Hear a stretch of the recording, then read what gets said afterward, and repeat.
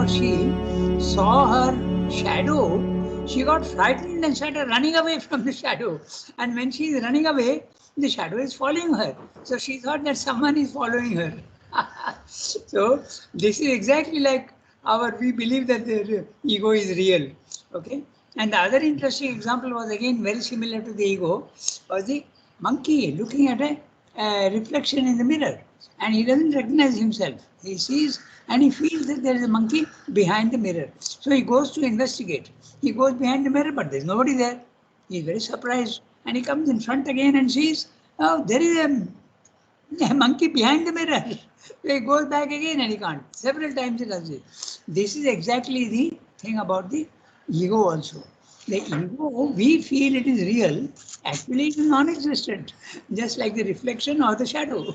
So when Srivanda says that the ego decides to abolish itself, okay, it's a way of speaking. The ego has no reality. How can it abolish itself? It's a way of speaking. As I told you, in English, you have a very interesting example in poetry. We have what is called transferred epithet. Okay? I gave an example to Sunki. I told her that when you speak of a, let us say, his courageous soul. Okay? When you say his courageous soul, okay? The sword is not courageous. The man wielding the soul is the sword is yes. So it's a transferred epithet. Okay, they call it a euphemism. So when you speak about the ego abolishing itself, it's a way of speaking. It's a mind or the soul that says that, oh, what I thought was real is not real. I don't, so I reject it. That's the thing. Okay, so we can start our um,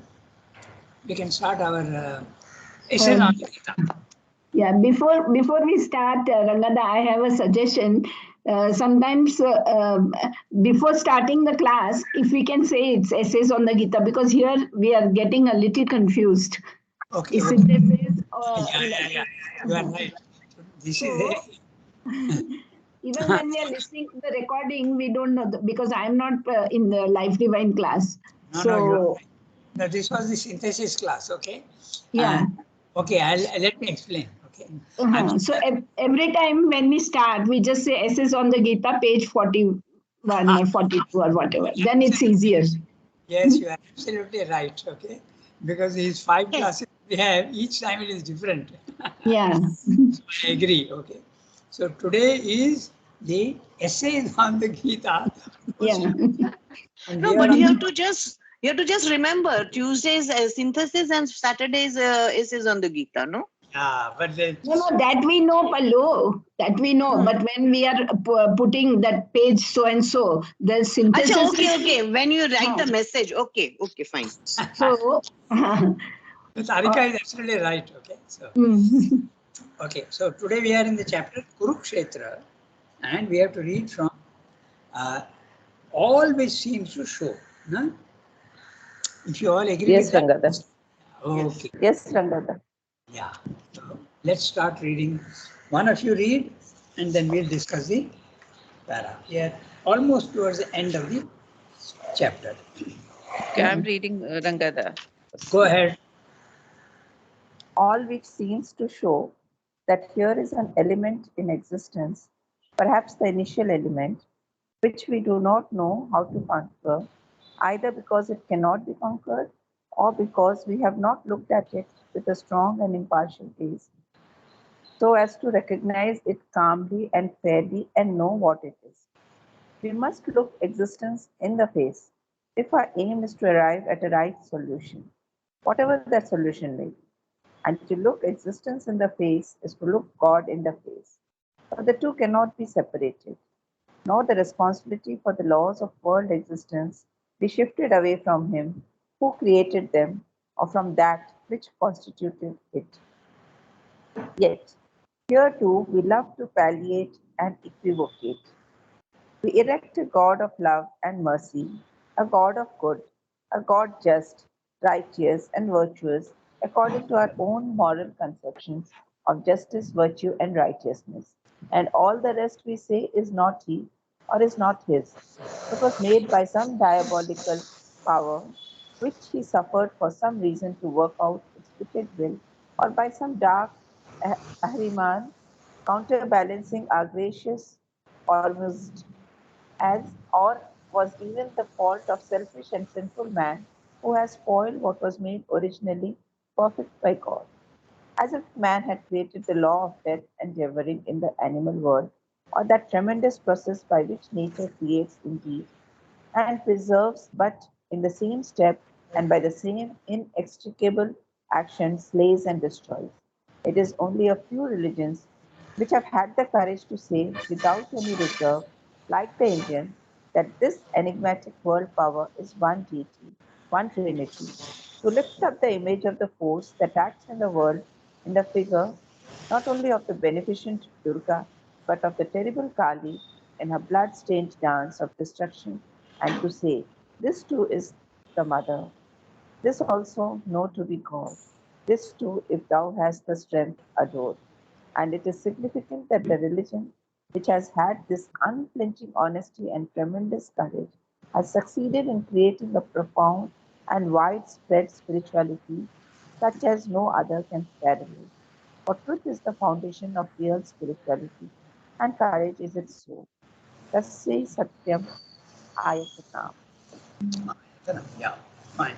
So it's a, this is almost the core of what the whole problem is. He is describing the war and destruction. Just before we start reading each sentence, it's a very interesting para. So, we in our normal condition, we make differences between the dualities, good and bad, okay, black and white, and they are very valid. We keep repeating this thing because it is something so obvious, but we don't see the obvious. Everybody feels that perfection is possible in the physical world. We should eliminate the bad and also take in the good, okay, and it is possible. Everybody feels like that, but the stark and dangerous truth is that that is not possible in the physical level unless you go to the highest, okay, and then bring down that into the lower. Remember the gradation: at the highest level is light, but at the lowest level is darkness, okay. So when that light comes into the darkness, that light itself gets absolutely absorbed by the darkness, okay. One very simple example will show you how that happens. You take a glass of dirty water, okay, it's muddy, and you pour a glass of pure water into it. The pure water is the light, okay. Can you bring that pure water light into the mud of the earth, of the physical world? You can't. When that pure water comes into the muddy water, it becomes part of the muddy water. You don't see that purity anymore anywhere. So this is what is the main problem of divinization of matter. Okay. So is it possible at all? Swamdev is saying yes, it is possible. How? You have to go to a sufficient level where the pure water has the power to remove the dirt from the physical world. And that is the supermind. And that is what he has been trying his whole life. That was the whole idea. That let us take evolution to the next level where a little more perfection is possible than what is now possible. This is the whole idea of Sri Lanka. It's a revolutionary idea. Everybody has been speaking about evolution. But here he is very clear about what he's saying. So war, we always feel war is something very bad and we should eliminate it. Then Srimata says, you cannot eliminate it at the physical level. You have to go to a higher level, get the power, and then only you can do it. This is the basic idea. That's why we have the Advaita philosophy is the only one that has the courage to say that everything is the physical world, even the darkness, even the perversion, even the ignorance is part of divine. Okay? Because there is a gradation from the highest to the lowest. Everything can be explained with, but we have to go into a great amount of detail. But remember, 2-3 things I keep repeating, remember that. When the divine wants to manifest the universe, okay, he wants to, like a poet wants to manifest the poem in his mind, he has to put it down on paper, okay. He has to express it. So when the divine wants to express himself, he creates a universe. But creating of universe, okay, implies giving form to that which is formless. Okay, I keep repeating this, so don't feel bored, because then it becomes fixed in the mind. And form is limitation, isn't it?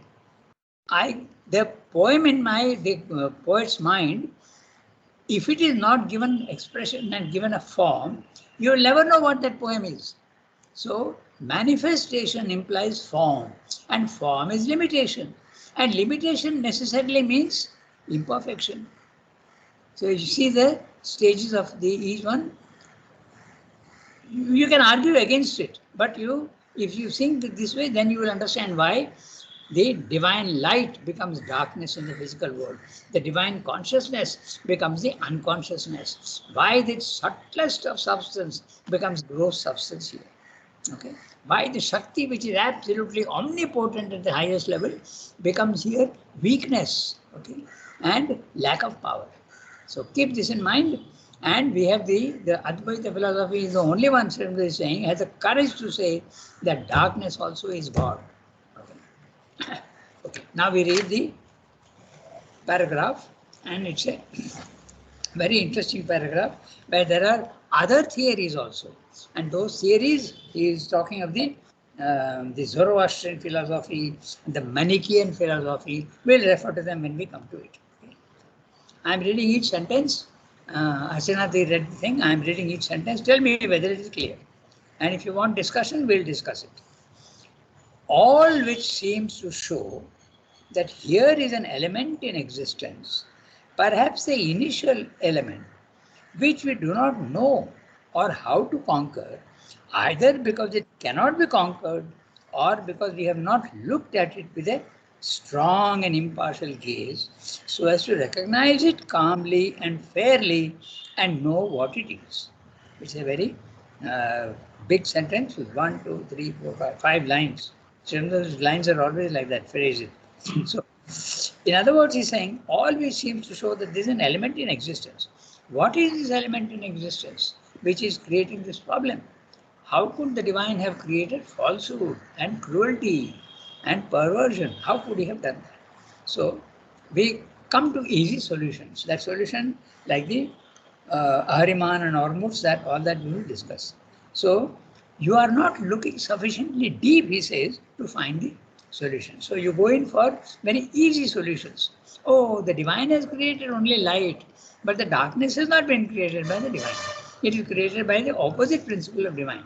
Then why does he tolerate it? Because he is very tolerant. Okay, he tolerates it. Okay. That's what he's saying.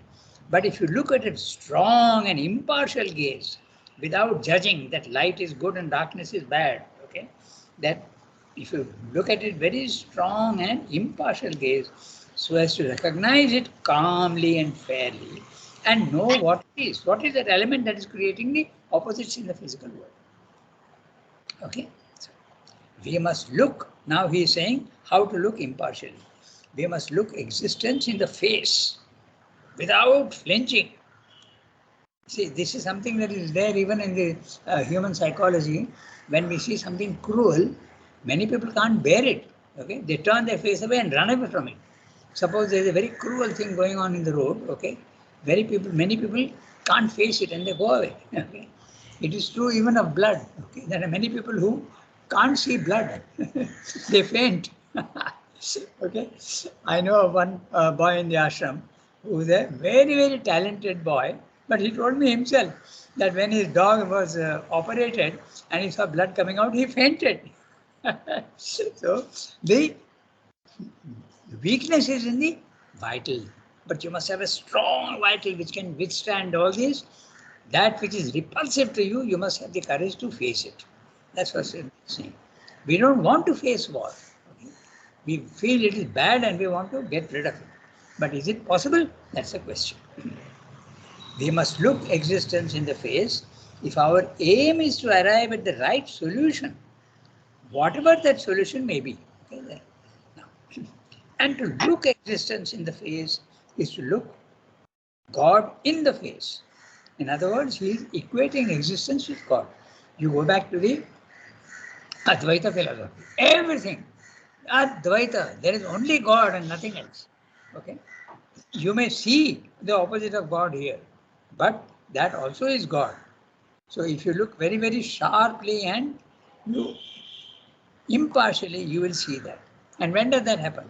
It's a long process of yoga. Okay? So, and to look existence in the face is to look God in the face. For the two cannot be separated. What are the two?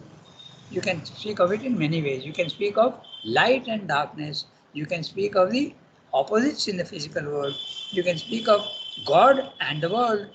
God is perfect and the world seems to be very, very imperfect. Okay? So, for the two cannot be separated. This is the phrase can be summed up in one word, dualities in the physical world. They cannot be separated. We are always trying to separate them. Good and bad are opposites. Light and darkness are opposites. They have nothing to do with each other. So they are insisting that they are connected. They are the basic thing. We have discussed this duality many times. Okay, this duality is a very, very interesting concept, and we have to understand that. So the two cannot be separated. Nor the responsibility for the laws of world existence be shifted away from him who have created them, or from that which constituted it. Okay, we try to save God and say that He has not created all this. Yet, here too, we love to palliate and equivocate. Okay? There are two interesting words: palliate and equivocate. Equivocate, speak in dual. Oh no no no no! God could not have created it. Equivocate is to double talk. Okay. Equivocate. We speak of this and that at the same time. That won't do. And palliate, the word palliative is a temporary relief. A medicine that relieves your pain temporarily. The homeopaths say that, I'm sorry to disappoint the allopaths, but the homeopaths say that all allopathic drugs are only palliatives. They are not real cures. Anyway, that's another subject altogether. So a palliative is something that temporarily helps you. That's all. So that is what I'm saying. Now, what is that equation and palliative? Palliative, same is saying. We erect a God of love. Who is the we? Normal man, not the spiritual man who understands reality. We create a God of love and mercy, a God of good, a God just, righteous, and virtuous, according to our own moral conceptions of justice, virtue, and righteousness. And all the rest we say is not He or is not His, but made by some diabolical power which He suffered for some reason to work out its wicked will, or by some dark Ahriman counterbalancing our gracious Ormuds. This is the in the Zoroastrian philosophy. What you have, okay, the Parsis, okay, or who was even the fault, or was even the fault of selfish and sinful man. What is the Zoroastrian policy? No, the gods of. Yeah, there are two basic powers: Ahriman and Ormuds. Ahriman is the dark one. That's right. And Ormuds is a gracious one. Okay, God and the devil, if you want. Diabolic or same. This is not only, even the Manichaean philosophy says that. Okay, even the Christian philosophy is Christian always. Yeah, also that's right. Okay, so so God has created the world of light and beauty and truth, and man has spoiled it. Or it was even the fault of selfish and sinful man who has spoiled what was made originally perfect by God. These are all ideas which won't bear examination. Be very careful. And as if man had created the law of death and devouring in the animal world, so how can that be? He's pointing out the wrong argument. Death is something which seems to repulse us. We feel a repulsive reaction towards death. Okay, so has God created death? So, as if man had created the law of death, but death existed even before man came on the planet. Animals were dying before man came on the planet. That's why he's pointing out the illogicality of it. As if man had created the law of death and devouring in the animal world, or that tremendous process by which nature creates indeed and preserves, but in the same state and by the same inextricable action slays and destroys. Both the things are always there together. In the physical world, dualities of every sort exist.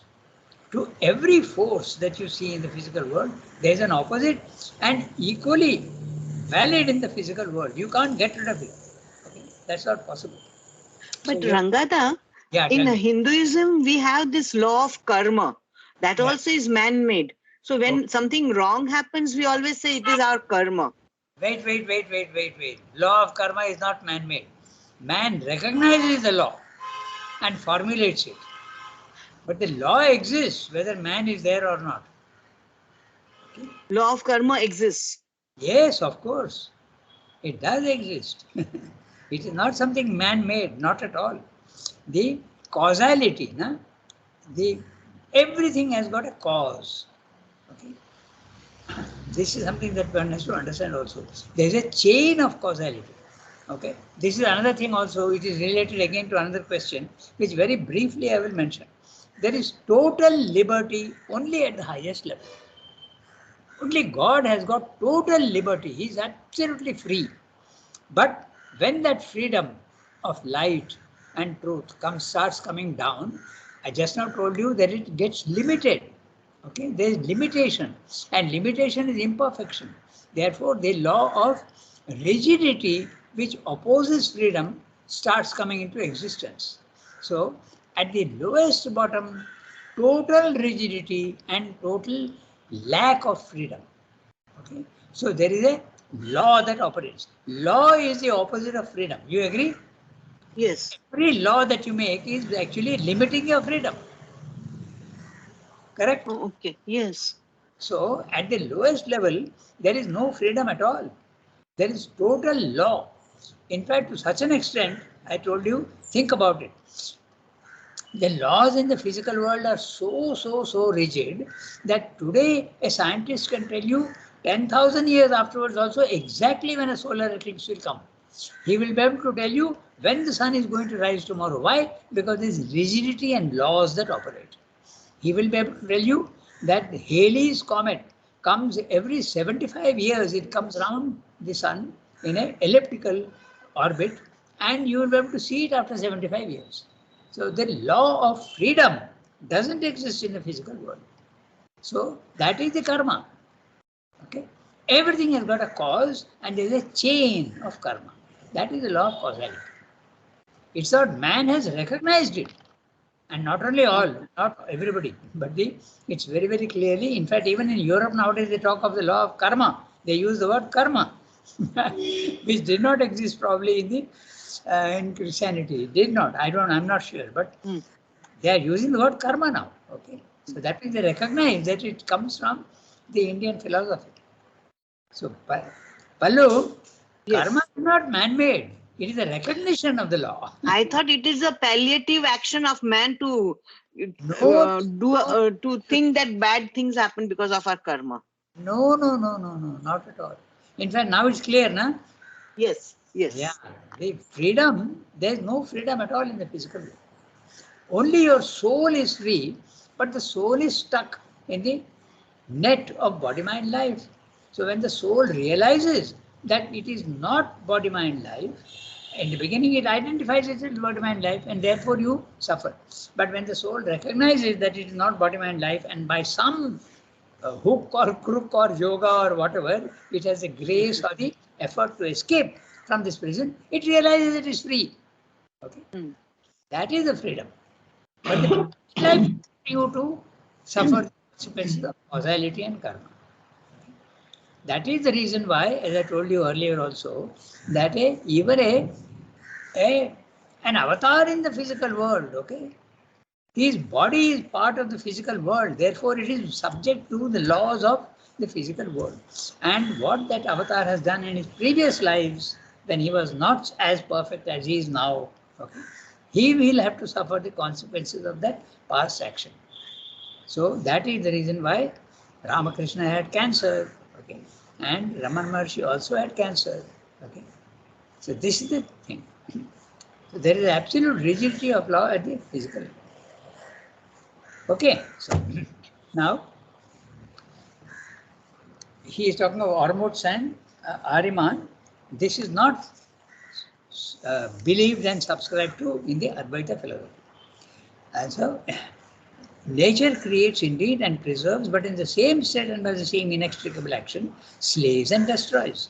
Nature is constantly creating and destroying, constantly creating and destroying. We feel that creation is very good, but destruction is very bad. Death is impossible to tolerate. In the Life Divine, he has a huge chapter on what is really death. It's a process of life. Okay. The it's like you're changing your clothes. No? Every day you're putting on new clothes. But your body, mind, life are clothes. And the laws of the physical world apply to the clothes only, to the body, mind, life. And then when that disappears, you start howling and shouting and saying, oh, death, death. Actually, the soul has not died. It goes on and takes on new clothes. That's all. Okay. This is in the Gita. I think Tarika knows because she has studied the Gita. Okay. Yeah. Vasansi Jirnani. Na? That's Mm. it. Clothes are Vasansi Jirna. Yeah, Vasansi Jirnani Yatha Vihaya Navani Grinat.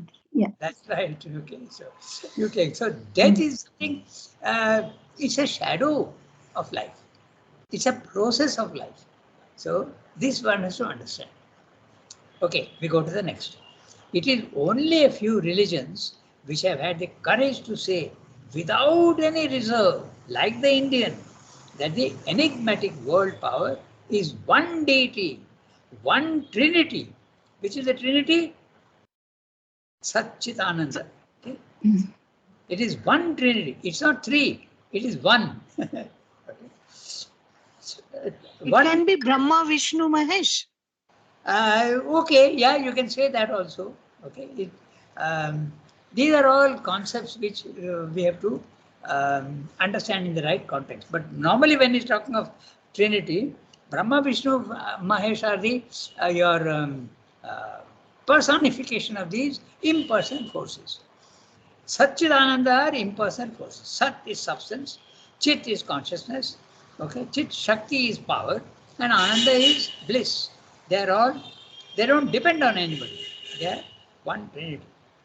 To lift up the image of the force that acts in the world in the figure not only of beneficent Durga, but of the terrible Kali in her blood-stained dance of destruction. And to say, this too is the mother, this also know to be God, this too, if thou hast the strength, adore. And it is significant that the religion which has had this unflinching honesty and tremendous courage has succeeded in creating a profound and widespread spirituality such as no other can parallel. For truth is the foundation of real spirituality and courage is its soul. Tasya satyam ayatanam. The truth is its ayatanam. It's the foundation or the base if you want. Ayatanam actually is the stretching, that which stretches out. Okay, so the truth is the foundation of the physical world. So we come to the last para. So very interesting discussion. From where is this Tasya Satyam Ayatanam? From where is this? Yeah, I'm not 100% sure. You will have to check. Could it be in the? It's either the Upanishads or the Gita. Tarika, is it in the Gita? Or No, Arsana? I'm only asking. I'm only asking you. Okay, we'll have to make a search. Okay, but And the sentence within quotes also is from somewhere, no? This too is the mother. No, it's not a quotation. It is Sri Aurobindo own quotation. And to say, it's a question of language, na? And to say this Achha, too, okay. this you can formulate the question in this way. Okay? And if you have the strength, adore. I don't think it's a quotation from anywhere. It is Sri Aurobindo's quotation. Okay. Okay. So very clearly, in other words, Advaita philosophy. But he's saying It is the line is very interesting, and I wonder what it is. It is only a few religions. Perhaps all the religions are in India only. Okay, the Jain philosophy, does it also say that? Because the Jain philosophy goes up to the impersonal only. And then the Sikh religion, I don't know.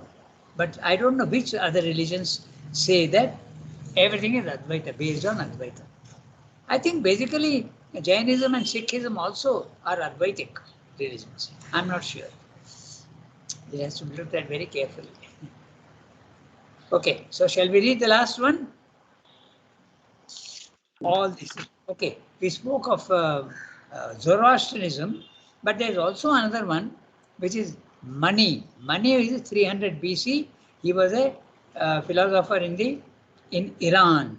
Okay, Iran is Persia. Okay, and he also said that the physical world is created by the devil. Okay, so Manichaeanism is Sremda refers to it quite often. It's the philosophy that the physical world is created by the devil and not by the divine, because it is imperfect. So shall we read the last paragraph of the chapter? Yeah. You must not, now this last para is very interesting because Sremda seems to justify war and he is speaking in favor of it. But at the same time now he will tell you that he is not at all supporting, but he is explaining its necessity. Okay? So we'll read that. I'll read. Yeah, who will read? Archana Di read, so now anyone? I'm reading. Okay, go ahead. All this is not to say that strife and destruction are the alpha and omega of existence. That harmony is not greater than war. Love more the manifest divine than death, or that we must not move towards the replacement of physical force by soul force, of war by peace, of strife by union, of devouring by love, of egoism by universality, of death by immortal life. God is not only the destroyer, but the friend of creatures, not only the cosmic trinity, but the transcendent. The terrible Kali is also the loving and beneficent mother. The Lord of Kurukshetra is the divine comrade and charioteer, the attractor of beings, incarnate Krishna. And whithersoever he is driving through all the strife and clash and confusion to whatever goal or Godhead he may be attracting us, it is no doubt of that to some transcendence of all these aspects upon which we have been so firmly insisting. But where, how, with what kind of transcendence, under what conditions, this we have to discover. And to discover it, the first necessity is to see the world as it is, to observe and value rightly his action as it reveals itself at the start and now. Afterwards, the way and the goal will better reveal themselves. We must acknowledge Kurukshetra. We must submit to the law of life by death before we can find our way to the life immortal. We must open our eyes with a less appalled gaze than Arjuna's to the vision of our Lord, of time and death, and cease to deny, hate, or recoil from the universal destroyer. Yeah, this is a very important para because 2 chapters he has been saying that war and violence and all these perversities are impossible to, not impossible, but very difficult to eliminate. Now, you may come to the conclusion that, oh, Sremda is saying that these are all natural, let it be there. Sremda is not saying that.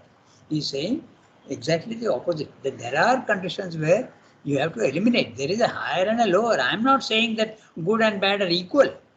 Good is certainly better than bad. That's exactly what he's saying here. He's correcting a possible error in our human intelligence. Okay?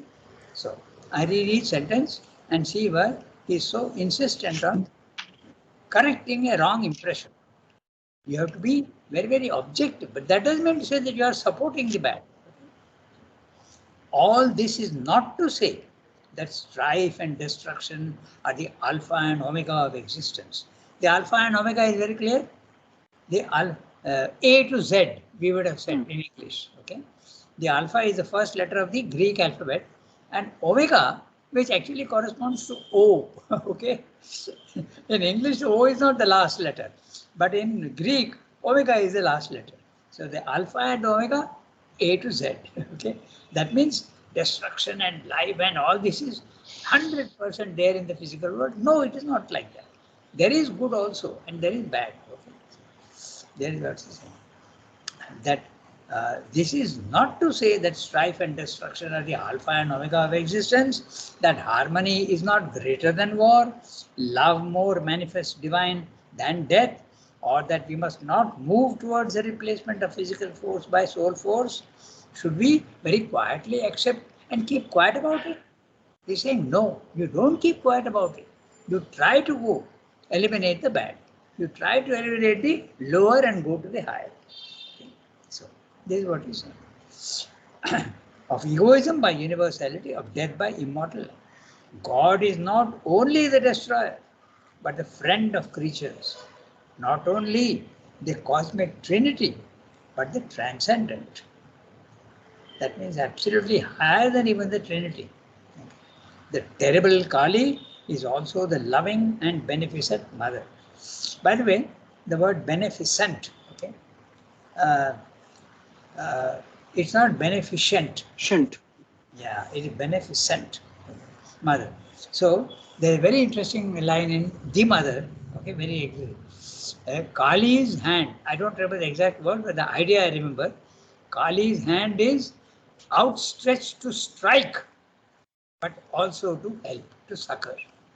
That's what he says. Okay, so the very interesting phrase he has in the mother, and this is exactly what he is repeating here. Okay, so the terrible Kali is also the loving and beneficent mother, the Lord of Kurukshetra. Who is the Lord of Kurukshetra? Krishna. Krishna.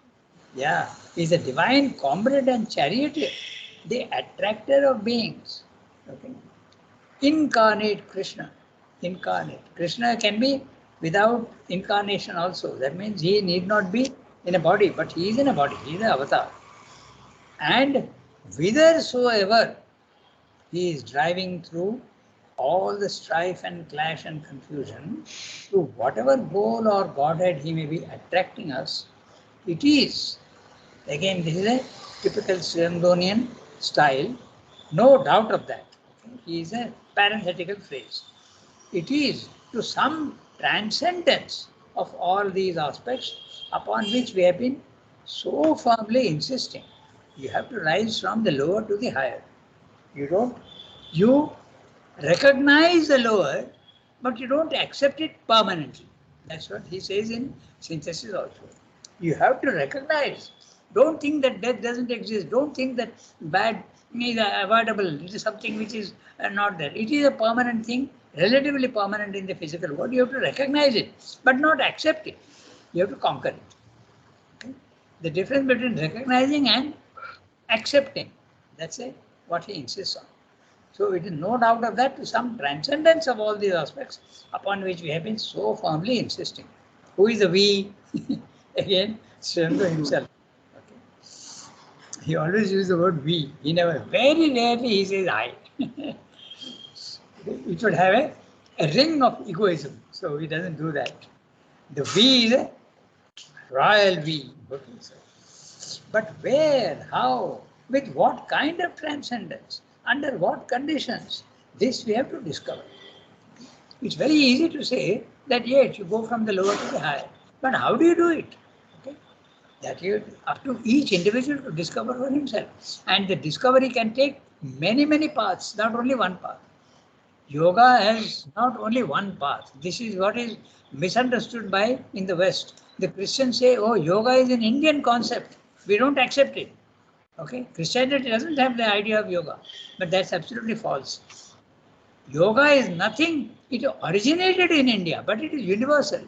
Everybody can practice it. And that is the reason why Modi's idea of introducing yoga into the United Nations is a huge thing. Don't underestimate it. Okay, there is a yoga day now, International Yoga Day. So he has been able to bring that to the attention of humanity. Yoga is not something limited only to India, not at all. Okay? So you have to discover it, and each one can discover it. So he's saying, how? But where? How? With what kind of transcendence? Under what conditions? This we have to discover. And the Gita is telling you exactly how to discover and find out in 18 chapters. It takes 2 hours to read Gita Parayana. When you recite continuously, it takes 2 hours to do. Okay? So that is what Gita is all about. Where, how, and with what kind of transcendence, under what conditions, this you have to discover. This we have to discover. And to discover it, the first necessity is to see the world as it is, to observe and value rightly his action, the divine action, as it reveals itself at the start and now. Afterwards, the way and the goal will better reveal themselves. We must acknowledge Kurukshetra, the so-called limitations of the physical world, the imperfections do exist. Kurukshetra exists. We must submit to the law of life by death before we can find our way to the life immortal. We have to admit. Okay? We must open our eyes with a less appalled gaze than Arjuna's to the vision of our Lord of time and death.